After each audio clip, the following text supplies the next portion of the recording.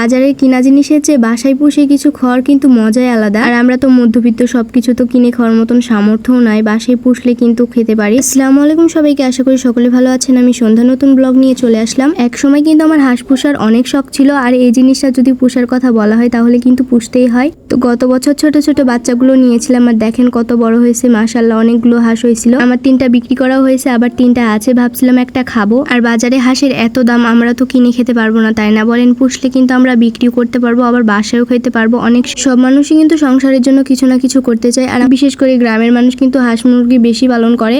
অনেকগুলো হলে আমরা কিন্তু বিক্রিও করতে পারি, আবার বাসায়ও খেতে পারি, কত লাভ, তাই না বলেন? তো আজ একটা টাটকা টাটকা দেশি হাঁসের মাংস রান্না করব। আপনাদের ভাইয়া তো ফ্রিজের মাংস খেতেই চায় না, তাই বললো টাটকা টাটকা রান্না করো। সকালবেলা সে জবাই করে দিয়েছে, আর আমার কুটতে বাঁচতে একদম অনেকক্ষণ লেগে গেছে। আসলে হাঁস পরিষ্কার করতে এত সময় লাগে কি আর বলবো। তাও তো আমার শাশুড়ি আম্মু ছিল, আমি যদি একা থাকতাম তাহলে আরো কতক্ষণ লাগলো, তাই বলেন। তারপর আমি মশলা সুন্দরভাবে মাখিয়ে নিয়েছি একসাথে। এভাবে মশলা একসাথে নিয়ে কিন্তু ভালোই লাগে মাংস রান্না করতে। এদিকে মশলা কষাতে দিয়ে আমি হাঁসের মাংসগুলো ভালোভাবেই ধুয়ে নিয়েছি। যেহেতু ভালোভাবে ধোয়া হয়নি, এমনি রেখে দিয়েছিলাম, সকালে পরিষ্কার করে ফ্রিজে নর্মালে রেখে দিয়েছিলাম। তারপর এই তো ভালোভাবে ধুয়ে নিচ্ছি। মাংস কিন্তু কম ধোয়াতেই বেশি স্বাদ হয়, তার জন্য মাংসটা আমি 3বার ধোয়ার চেষ্টা করি। মাংসগুলো ভালোভাবে একদম ধুয়ে নিয়েছি। আর আজ কিন্তু আমি ছাদের উপর রান্না করছি, সকলে কিন্তু লক্ষ্য করতেই পারছেন। আমার কিন্তু নিচে চুলাটা লেপে দিয়েছি, আর তার জন্য সেখানে বসার মতন কোনোই পরিস্থিতি নাই, তার জন্য ছাদের উপর চলে এসেছি আলু চুলায় রান্না করতে। আর মাশাআল্লাহ আবহাওয়াটা এত সুন্দর ছিল না, ছাদের উপর কিন্তু রান্না করতে আমার ভালোই লাগে। চারিদিক থেকে বাতাস হয়, একদম খোলামেলা পরিবেশ, ভালোই লাগে। প্রকৃতির সাথে বসে রান্না করি, কি মজা, তাই না বলেন?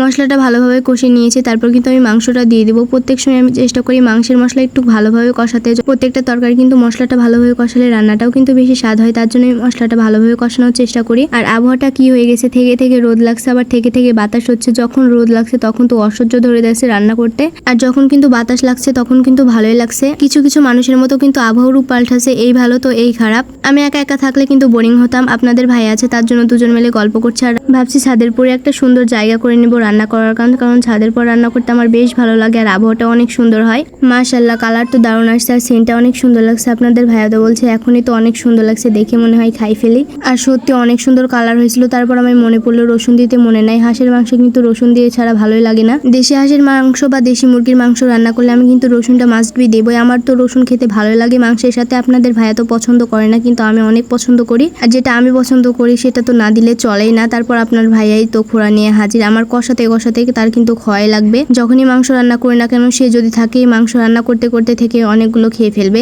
একদম ছোট বাচ্চাদের মতো। আর তারপর দেখেন আবার রোদ লেগে গেছে, রোদ লেগে কি একাকার অবস্থা হয়ে গেছে। এখন বাতাসই হচ্ছে না, যখন রোদ লাগছে তখন তো বিরক্ত ধরে যাচ্ছে। আর এদিকে মাংসটা একদম কষে এসেছে, দারুণ একটা কালার হয়েছে, তেল ওঠা ভাব। মনে হয়েছে এভাবে খেলে বেশি মজা হবে। তারপর একটু আমি হালকা করে ঝোল দিয়ে দিলাম, যেহেতু চিতই পিঠা করবো। দেশি হাঁসের মাংস রান্না করেছি, আর চিতই পিঠা না করলে হয় বলে? তারপর এই তো রান্না শেষ হয়ে আমি একটু চেখে দিয়েছি। তো আজকের ভিডিও এতটুকু পর্যন্তই। আশা করি সকলের কাছে আমাদের ভিডিওটি ভালো লাগে। আল্লাহ হাফেজ সবাইকে।